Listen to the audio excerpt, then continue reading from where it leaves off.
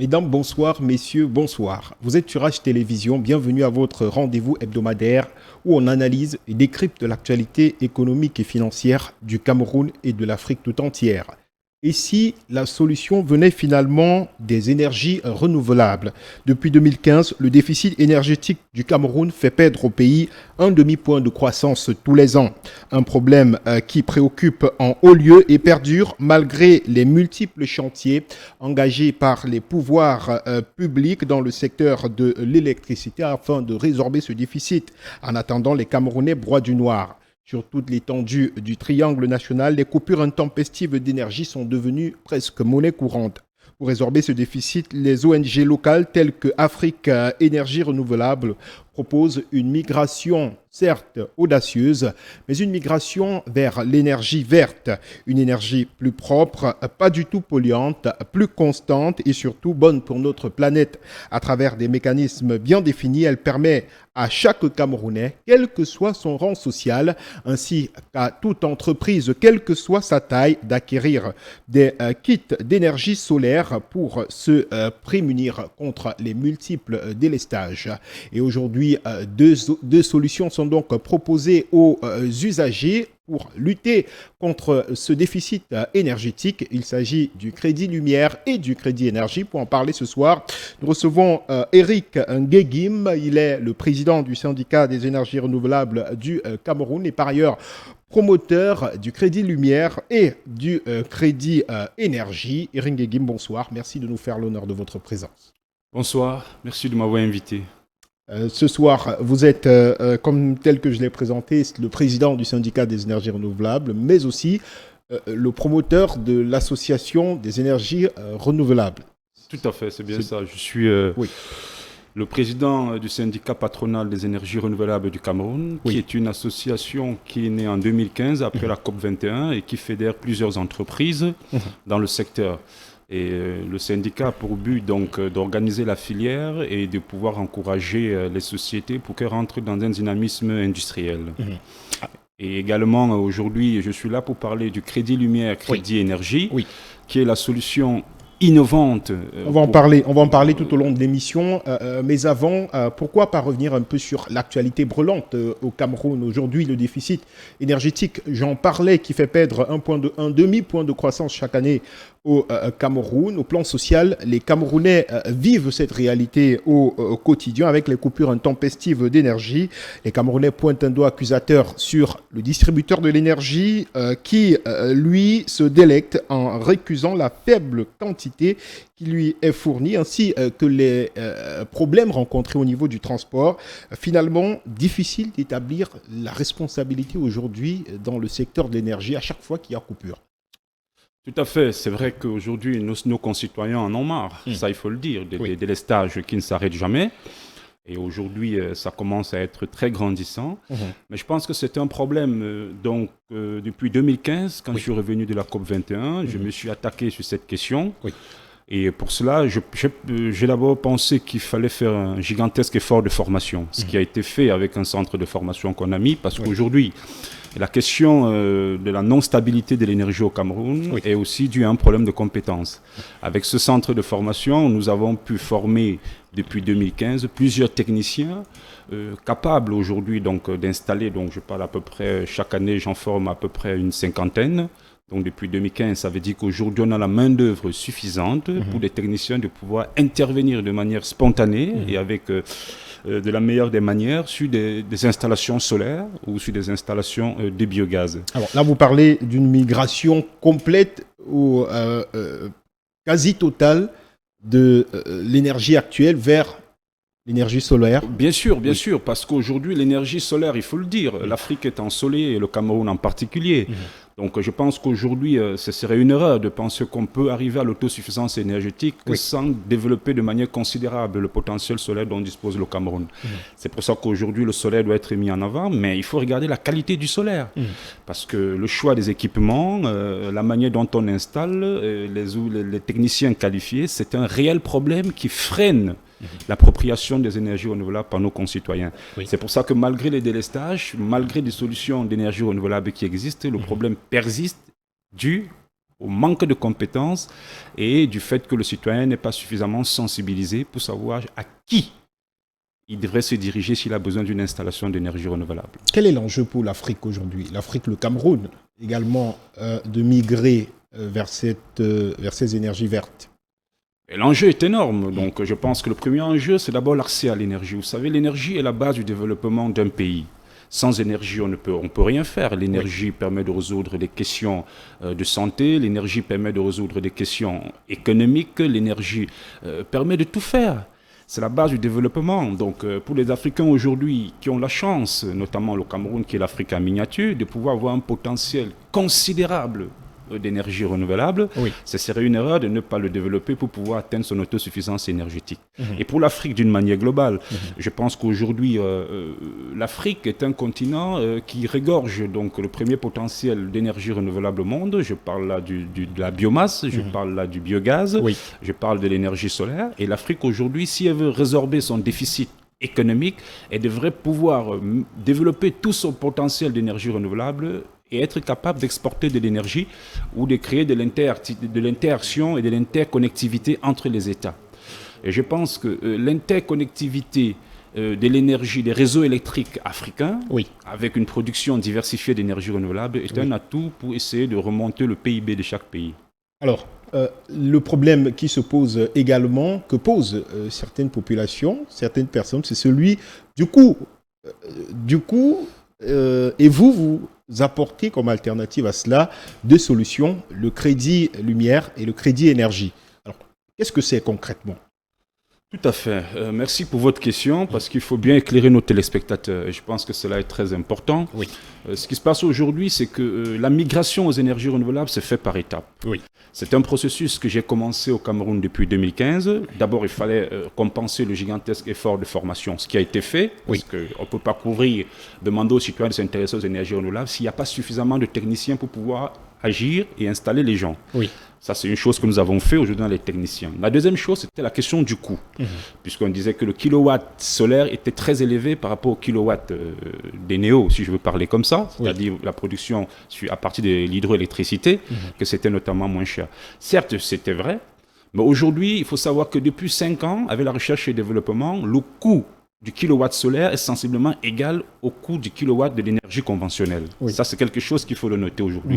Et il n'y a plus ça parce que la recherche et le développement a beaucoup évolué dans le solaire, le prix des cellules photovoltaïques a baissé, donc aujourd'hui, le kilowatt est presque égal. Alors, le deuxième challenge aujourd'hui, ça reste le fait que le citoyen, n'ayant pas approprié le solaire depuis longtemps, reste encore dans son esprit très mitigé en disant c'est une technologie nouvelle et tout ce qui est nouveau est cher.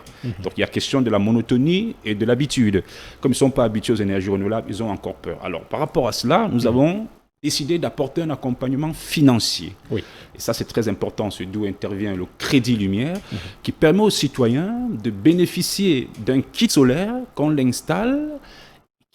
l'installe et qui paye en plusieurs échéances. Ça, c'est très intéressant. Pourquoi on prend cela? Parce que, avec notre compétence, nous pouvons garantir la qualité du matériel, qui est très important. Parce qu'aujourd'hui, les citoyens ont peur en disant, cette histoire de solaire, je ne sais même pas d'où ça vient. Est-ce que ça vient de la Chine? Est-ce que c'est comme ça? Qu'est-ce qui me garantit quand je vais acheter, ça va fonctionner? Et surtout qu'il y a beaucoup d'opérateurs qui se lancent dans la filière aujourd'hui. On ne sait plus beaucoup trop à qui faire confiance. Tout à fait, tout à fait. C'est pour ça que nous sommes là à travers le syndicat des énergies renouvelables pour dire aux citoyens aujourd'hui, si vous avez besoin d'une installation solaire, adressez-vous exclusivement au syndicat des énergies renouvelables parce que les entreprises sérieuses sont au sein de notre syndicat et nous savons qu'ils ont pignon sur rue, qu'elles sont fiables. Et par rapport à cela, nous vous accordons le crédit lumière qui est un processus qui vous permet de bénéficier d'un kit ou d'une installation solaire et de payer en plusieurs échéances. Pourquoi? Simplement pour mettre le citoyen en confiance. Parce que lorsqu'il paye en plusieurs échéances, il sait que si ça ne fonctionne pas, on n'aura pas le paiement. Donc pour nous, on a une responsabilité sur la qualité du matériel qu'on fournit au client. Et lui, il consomme le produit en le payant et il est plus dans la confiance, il est plus dans la sérénité. Donc ça, c'est le crédit lumière. Le crédit énergie, nous l'avons fait pour les entreprises. Les entreprises qui ont besoin de l'énergie de manière permanente pour se développer. Et vis-à-vis de cela, nous avons lancé le crédit énergie qui est le même processus. C'est-à-dire une petite entreprise aujourd'hui qui a besoin de l'énergie de manière pérenne doit venir solliciter le crédit énergie chez nous. On l'installe. Il consomme le produit et il paye en plusieurs échéances. Ça lui permet d'être confiant sur le produit qu'il achète, ça lui permet de savourer son énergie, de l'apprécier avant de payer progressivement.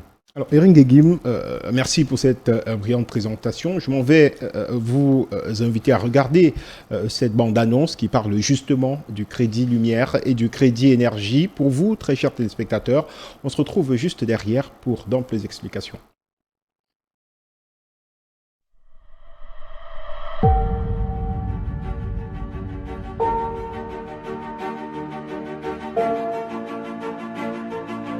Comme près de la moitié du pays, ce village camerounais n'a pas d'accès à l'électricité.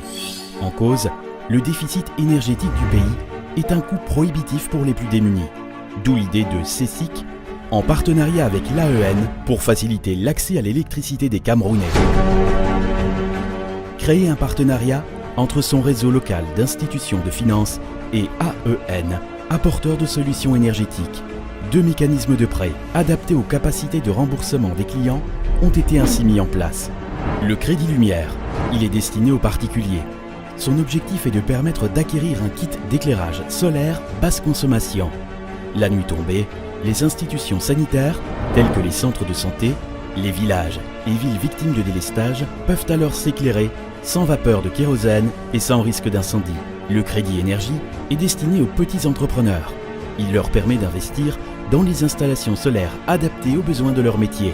Avec ces équipements, de nouveaux commerces peuvent se développer.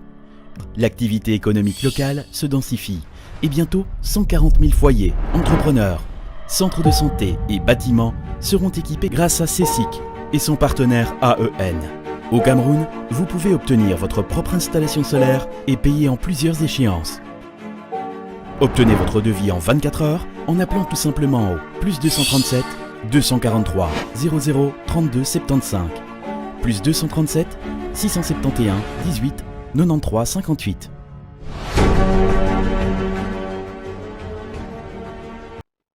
Alors Eric Guéguim, on constate que vous travaillez en partenariat avec une microfinance de la place, d'où ma question, avec la faiblesse, l'inclusion financière aujourd'hui qui n'est pas la chose la mieux appropriée par les Camerounais.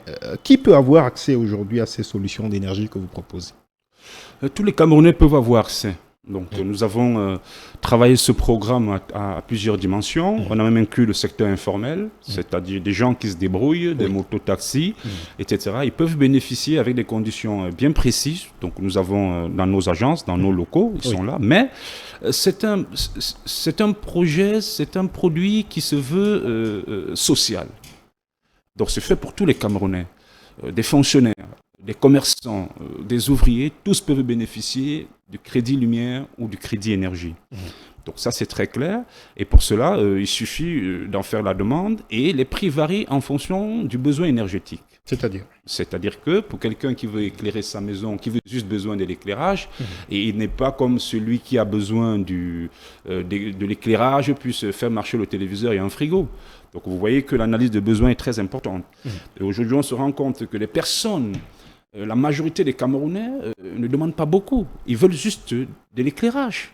Il y a des gens dans les zones dans l'arrière-pays où les gens sont encore dans le noir. Ils ont besoin du solaire pour une ampoule, 2, 3. Alors pour le besoin de consommation, comment le consommateur, lui, il évalue la quantité d'énergie dont il a besoin, par exemple, pour approvisionner son domicile, s'il a de l'éclairage, des autres appareils aussi. Comment est-ce que lui, il évalue cela? Non, c'est nous qui le faisons. C'est pour ça que j'ai parlé d'un accompagnement global. L'accompagnement global, c'est que quand vous sollicitez le crédit lumière ou le crédit énergie, et d'ailleurs nous le faisons gratuitement, donc on essaye de conseiller le citoyen, donc on lui dit, écoute, tu as besoin, on vient chez toi, on voit ce que tu as besoin, on regarde et on fait une évaluation de ton besoin. Donc l'idée est vraiment de circonscrire le besoin pour qu'il soit juste, parce que tout se joue à partir du besoin. Lorsqu'une installation est surdimensionnée, elle coûte cher au client pour rien. Lorsqu'elle est sous-dimensionnée, elle ne fonctionne pas puisqu'elle ne satisfait pas le client. Donc, il faut faire une évaluation juste du besoin, qui est la clé de la réussite du projet. C'est la clé pour que le client soit satisfait. C'est la clé pour maîtriser les coûts économiques. Parce que si on surdimensionne, tu auras une énergie qui ne te sert à rien. Tu auras payé pour rien. Et nous avons des experts que nous envoyons chaque fois sur le terrain pour faire cette évaluation. Et c'est là où le citoyen peut vraiment cerner ce dont il a besoin. Alors, il y a aussi le problème de la qualité du matériel. Beaucoup de plaintes reviennent au sein de l'opinion pour ceux qui ont déjà eu à migrer vers le solaire. Et là, je vais peut-être demander à la réalisation de nous faire des plans d'images de quelques-unes de ces batteries que vous avez apportées ici. Alors, parlez-nous du suivi, parlez-nous un peu du choix, de la qualité du matériel que vous mettez à la disposition des consommateurs. Est-ce que cela est fiable ? Si oui, comment est-ce que le Camerounais lambda peut vérifier cela ? Tout à fait. Aujourd'hui, la question de la pérennisation de l'énergie solaire au Cameroun, elle est vraiment... elle est régie par la qualité du matériel. Donc, nous, aujourd'hui, ce qu'on a fait, c'est qu'on essaye vraiment de travailler avec du matériel certifié.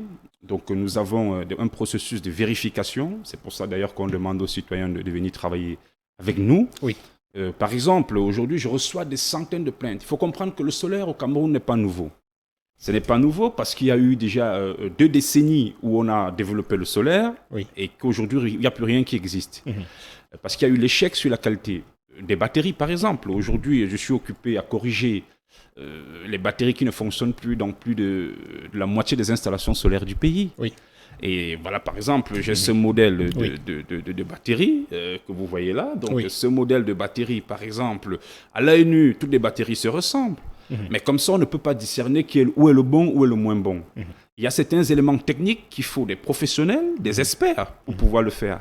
Le citoyen n'ayant pas cette compétence, se lever et aller acheter le matériel solaire soi-même est une erreur.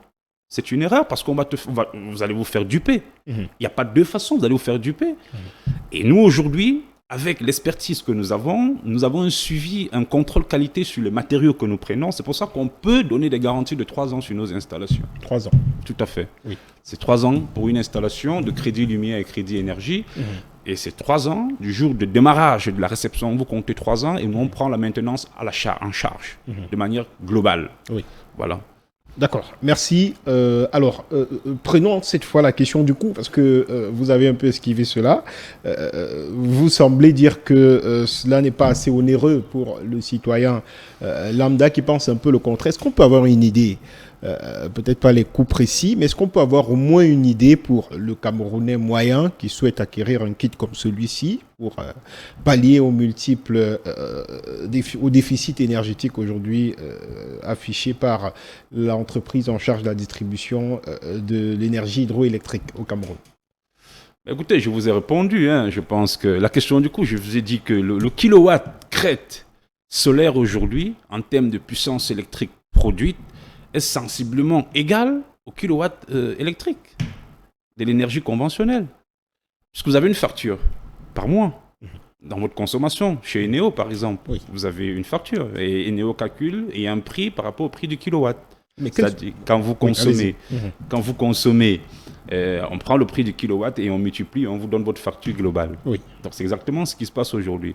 Le coût du kilowatt solaire est en train de baisser et est déjà au même niveau que le coût du kilowatt produit par l'énergie conventionnelle. Ça veut dire que quoi? Ça veut dire qu'il vaudrait mieux choisir le solaire pour payer le même prix du kilowatt et avoir une énergie continue, stable, sans délestage, que d'avoir une autre forme d'énergie où on a presque le même coût, mais qui nous revient plus cher. Parce que quand vous êtes dans le délestage pendant 3 jours, c'est un manque à gagner qui est inestimable. Voilà, vous voyez que tout ça, et comme c'est récurrent, ça montre que le citoyen, d'une manière globale, est très pénalisé par cette absence continue d'énergie et qui a des conséquences non mesurables. D'accord.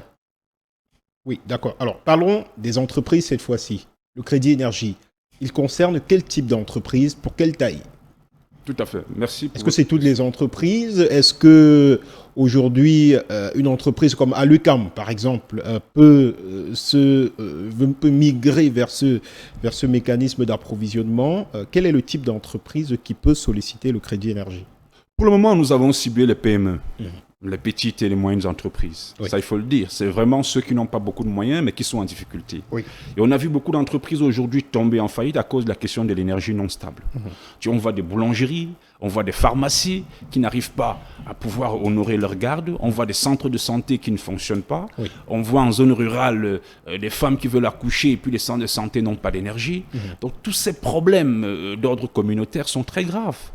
Et le crédit énergie répond à cette question. C'est-à-dire, pourquoi un centre de santé aujourd'hui une dame vient pour accoucher, elle n'arrive pas parce qu'il n'y a pas d'énergie. Alors qu'on a un coût de kilowatt solaire qui est là. Alors que nous, on donne la possibilité d'installer le centre de santé et qu'il puisse nous payer en plusieurs échéances. C'est quand même quelque chose qui sauve des vies. Donc, je m'en vais dans des écoles. On se rencontre aujourd'hui, quand les élèves sont en train de composer des examens, notamment dans les lycées, je ne vais pas citer les noms, mais où il y a une pluie qui s'affaisse et les élèves composent le baccalauréat de l'examen dans le noir. C'est pas normal. Parce qu'un élève, comme un examen, c'est une vie. Donc tout ça, on peut stabiliser l'énergie et nous sommes là pour ça, pour qu'on puisse avoir une énergie stable et durable. Quand je m'en vais dans le cas, par exemple, des pharmacies qui font des gardes où on a coupé la lumière, c'est déjà un problème de sécurité. Elle peut se faire agresser, la dame qui fait la garde. Tout ça, avec le crédit énergie, nous installons des pharmacies et nous leur permettons de payer en plusieurs échéances. Oui. C'est ça qu'il s'agit. Ok. Je crois que c'est bien présenté. Et surtout, un autre problème, peut-être l'évoquer avant de passer à autre chose, alors, parlez-nous de votre déploiement à travers le triangle national. Présentement, vous êtes à Yaoundé. Est-ce que vous avez déjà mis sur pied une stratégie pour permettre quand même, parce que c'est pas Yaoundé, c'est pas dans les grandes métropoles comme à Yaoundé où il y a le plus grand déficit énergétique, c'est donc beaucoup plus dans les zones reculées. Est-ce que le programme s'étend également pour ces zones un peu plus reculées qui, elles, souffrent beaucoup plus de ce déficit énergétique? Oui, mais de manière globale, je vais dire que le Cameroun tout entier a un problème d'énergie. Oui. Donc ça c'est très clair. Yaoundé en a aussi, mais nous avons deux systèmes. En zone urbaine, dans les villes comme Yaoundé, nous avons ce qu'on appelle des systèmes hybrides. Oui. Puisqu'il y a déjà Eneo qui existe, donc nous avons conçu des kits hybrides. C'est-à-dire quoi? C'est-à-dire que lorsque Eneo est là, tout va bien. Lorsqu'il s'en va, le solaire prend le relais. Puisque le réseau existe déjà, on ne va pas l'annuler, le réseau. En zone rurale, nous avons développé un autre type de technologie, puisque là-bas, ils n'ont pas du tout de réseau, puisque l'habitat est morcelé. Donc, nous avons mis ce qu'on appelle un système autonome. C'est-à-dire que le consommateur a sa propre énergie qu'il utilise tout le temps de manière pérenne. Dans ces deux types, nous résolvons clairement une question rurale avec un système autonome et un problème urbain avec ce qu'on appelle un système hybride. Voilà, donc, et là, pour le moment, nous sommes à Yaoundé. Oui. Là, on a le siège, la direction générale. Nous sommes à Douala. Nous sommes à Kribi. Nous sommes à Kribi. Nous sommes à Bafoussam. Là, on va ouvrir à l'est. Oui. Et dans le Grand Nord également, nous sommes présents. C'est très simple. Pour avoir la solution, si vous vous rapprochez des agences CECIC, déjà, des microfinances CECIC, vous avez accès à notre solution. Oui. Et nous également, où vous regardez dans les zones où vous avez aussi un bureau Afrique Énergie Nouvelle, vous avez également, vous pouvez avoir notre solution. Donc nous sommes présents partout. D'ici quelques semaines, on fera le tour. Donc aujourd'hui, qu'on soit à l'est, au centre, au littoral ou au nord, on peut avoir ça, nos technologies. Nous avons des points focaux là-bas. Alors, est-ce que vous songez à outrepasser le solaire? Tout à fait. Et explorer d'autres sources alternatives d'énergie? Bien sûr, parce qu'il faut la biomasse, par exemple. La biomasse, le biogaz. Nous, on va développer ça. On est en train de mettre un deuxième programme sur le biogaz pour la cuisson. Oui. Parce qu'aujourd'hui, on a quand même le biogaz. Le Cameroun est un pays 70 à 80% agricole. Oui. Donc aujourd'hui, le gaz, le butane qu'on achète pour préparer de manière conventionnelle est quand même assez cher pour nos concitoyens. Alors qu'on a 80% de nos déchets qui sont des déchets d'origine organique. Ça veut dire que ces déchets d'origine organique qui sont biodégradables, on pourrait exactement les transformer dans un digesteur pour avoir du biogaz et faire de la cuisson. C'est un deuxième procédé que nous avons mis parce que les femmes en souffrent. Elles en souffrent beaucoup. La cuisson au feu de bois, c'est compliqué. C'est un problème de santé publique avec la fumée qui abîme les yeux. On se rend compte que près de la moitié des femmes qui ont passé leur vie à cuisiner au feu de bois, après un certain âge, situé entre 50 et 60 ans, elles deviennent des malvoyantes. Parce que la fumée, c'est un problème réel. Donc par rapport à ça, développer le biogaz, qui est une énergie gratuite, puisque les déchets d'origine organique sont majoritaires au Cameroun, puisqu'on est un pays 70 à 80% agricole. Avec ce système-là, on pourrait aussi permettre aux dames de bénéficier des installations de biogaz pour la cuisson et de payer en plusieurs échéances. Parce que pour nous, l'idée, c'est de vendre du matériel fiable aux consommateurs et de lui donner la possibilité d'apprécier ce matériel et de nous payer avec fierté et avec garantie. Cette solution que vous proposez permet surtout de lutter contre le dérèglement climatique, le réchauffement planétaire. Cette solution du crédit énergie et le crédit lumière proposé donc par le syndicat des énergies renouvelables à travers son président Eric Nguegim. Parlons justement de cet enjeu, monsieur Eric Nguegim, l'enjeu lié à la préservation de l'environnement. Alors aujourd'hui, vous avez parlé de la COP21 et des mesures qui avaient été prises à la faveur des États africains. On a quand même le sentiment que les Africains ne se sentent pas beaucoup concernés par la question de la préservation du climat. Oui, c'est vrai que... Qu'est-ce qui explique cela, d'après vous? Je pense qu'il y a vous qui avez été à ce sommet. Oui, j'ai été à ce sommet de la COP21 qui est un sommet magnifique. Donc c'est un sommet, donc le président de la République a été là et le Cameroun est l'un des pays à avoir ratifié cette convention sur la COP21. Donc c'était une bonne chose, mais aujourd'hui on se rend compte que sur le terrain, on voit que le citoyen n'a pas encore suffisamment approprié ce mode de développement durable qui consiste à diminuer nos gaz à effet de serre et de pouvoir promouvoir une énergie propre. Donc ce problème il est lié à un problème de financement. La question aussi est liée du fait que les financements qui sont mobilisés dans des sommets comme la COP21 ou la COP26 qui est en train d'arriver, puisque je vais à Glasgow au mois de novembre, à la COP26 qui aura lieu, qui est l'un des grands sommets après les accords de la COP. Ce sera un sommet pour la réévaluation des décisions qui ont été prises à la COP21. Et on se rend compte que, bon voilà, donc 6 ans après, qu'est-ce que les États ont fait? Est-ce qu'ils ont respecté leur engagement? Ben, la majorité, la réponse est non. Et pourquoi ils ne l'ont pas fait?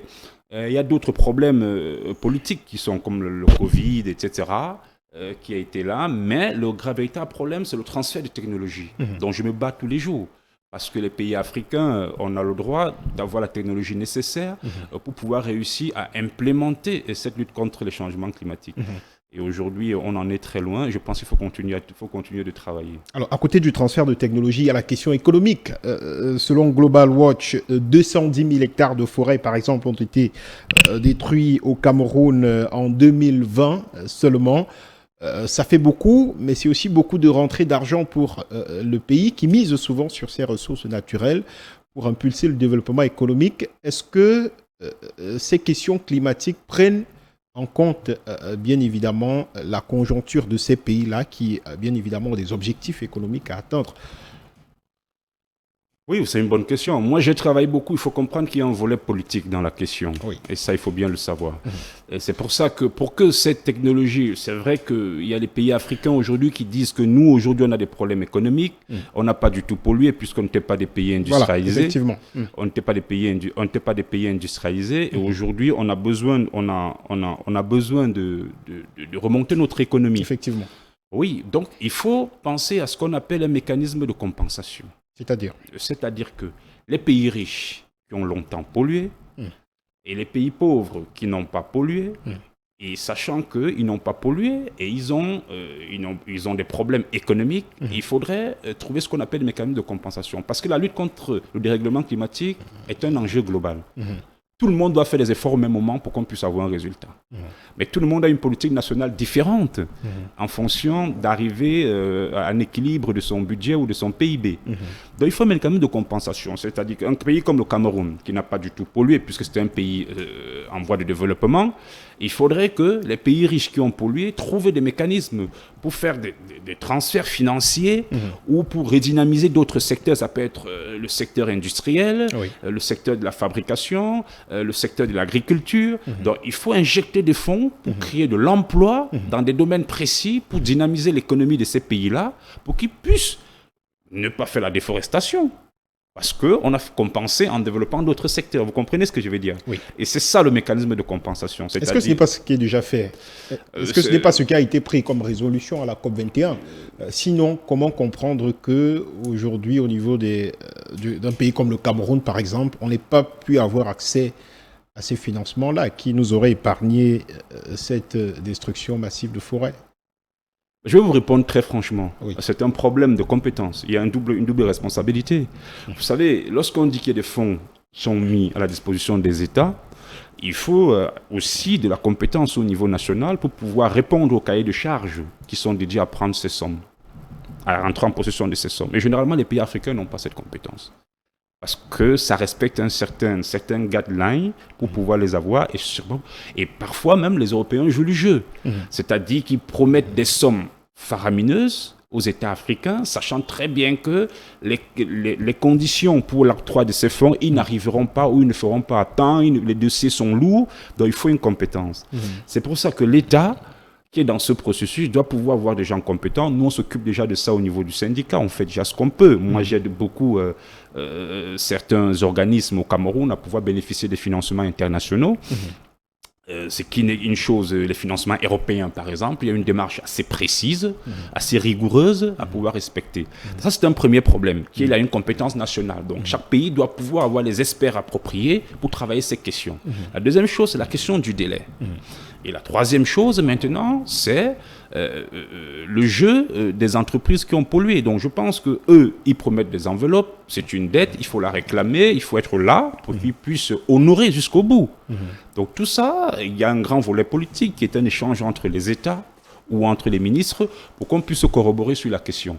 Mais j'insiste que la lutte contre le dérèglement climatique entre les pays du Nord et les pays du Sud ne pourra être une réalité si et seulement si le mécanisme de compensation est mis en œuvre de manière sereine et que tout le monde joue le jeu. Voilà, merci à vous Eric Nguegim. On n'en dira peut-être pas plus puisque nous sommes arrivés au terme de cette émission. On va peut-être vous donner l'occasion de dire un dernier mot et juste après on sera parti. Voilà, moi je demande à tous nos concitoyens à partir d'aujourd'hui de contacter le syndicat des énergies renouvelables lorsqu'ils veulent s'approprier d'une installation solaire ou d'énergie renouvelable.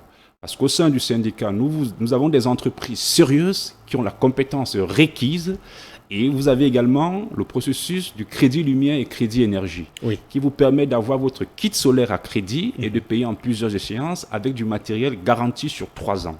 Avec cela, vous n'avez plus d'inquiétude, vous n'avez plus peur d'avoir une installation solaire qui marche 6 mois, qui s'arrête. Vous ne pouvez plus vous faire arnaquer en allant acheter du matériel vous-même. Vous avez des experts au sein du syndicat des énergies renouvelables. Nous sommes situés à Yaoundé, à Oudja Terminus. Nous sommes situés à Douala, au quartier Brazzaville. Nous sommes à Bafoussam. Et vous pouvez nous joindre au numéro 698 33 33 53. Pour obtenir votre kit solaire et payé en plusieurs tranches, veuillez bien donc vous rapprocher de cette ONG qui propose en tout cas une alternative louable à la question du délestage permanent d'énergie électrique au Cameroun. C'était tout pour cette capsule de réalité économique de la semaine. Mesdames, Messieurs, merci de nous avoir regardés. On se donne rendez-vous samedi prochain lorsqu'il sera exactement 20h30. En attendant, restez toujours à l'écoute des programmes de H Télévision, la chaîne avec le logo bleu. Passez une excellente soirée. Bonsoir.